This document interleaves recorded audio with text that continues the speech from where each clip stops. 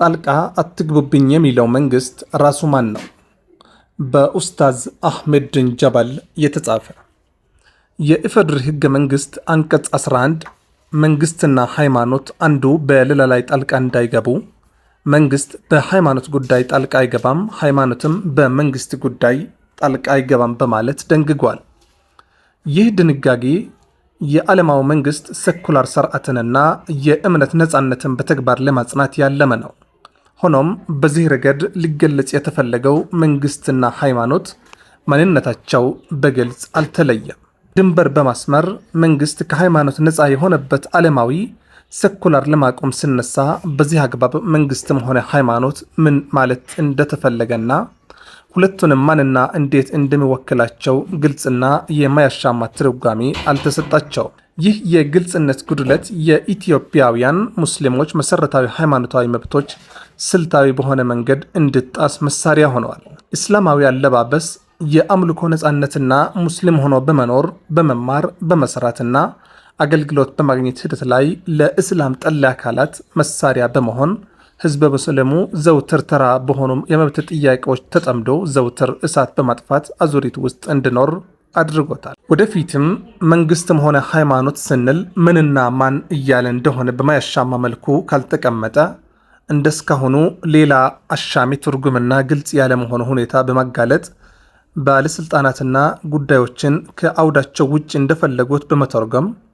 የጭኮና መሳሪያ ሆነው የመቀጠል እድላቸው ሰፊ ነው። ከሃይማኖት እንዲለይ የሚፈለገው የመንግስት ምኑ ነው? መንግስት ከሃይማኖት መለየት ይገባል ስንል ከሃይማኖት እንዲለይ የምንፈልገው ማንና ምን እያለን እንደሆነ ግልጽ መሆን ይገባል። ከሃይማኖት እንዲለይ የሚፈለገው ከሚከተሉት መካከል የትኛው ነው? 1.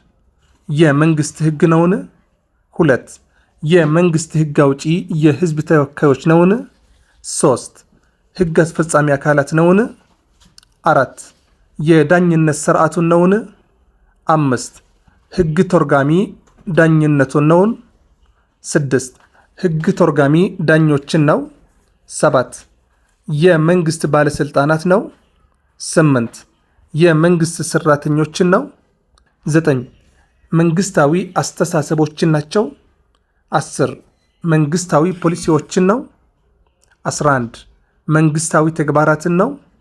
12. መንግስት ለዜጎች የሚሰጣቸው አገልግሎቶችን ነው? 13. ከመንግስት አገልግሎት ለመውሰድ ወደ መንግስታዊ ተቋማት የሚመጡ ዜጎችን ነው? 14. መንግስታዊ አገልግሎቶችን ለመስጠት የተሰማሩ አገልግሎት ሰጪዎችን ነው? 15. የመንግስት አገልግሎት የሚሰጥባቸው ማዕከላት ነው? 16. የመንግስት አገልግሎት የሚሰጥባቸው ሀብቶች ነው? ሃይማኖትስ የቱ ነው? ሃይማኖት ከመንግስት ይለይ ስንል ሃይማኖት እያልን ያለነው ምኑን ነው? ሃይማኖትስ የሚወክለው ምንድን ነው የሚለው ነጥብ አሻሚ ባልሆነ መንገድ መግለጽ መቀመጥ ይገባል። ለዚህም የሚከተሉ ነጥቦች በሚገባ ታይተው ህገ መንግስቱ ሃይማኖት በመንግስት ጣልቃ እንዳይገባ ሲል የትኛው እያለ እንደሆነ በግልጽ ማስቀመጥ ተገቢ ነው። ግን ሃይማኖቱ የቱ ነው? ሃይማኖትስ የሚወክለውስ ማንና ምንድን ነው? 1. ሃይማኖት ማለት ቅዱሳን መጻሕፍቶች ናቸውን? 2. የሃይማኖት ተቋማት ናቸው? 3. የሃይማኖት መሪዎቹ ናቸውን? 4. አማኙ ዜጋ ነውን? 5. አማኙ ህብረተሰብ ነውን? 6.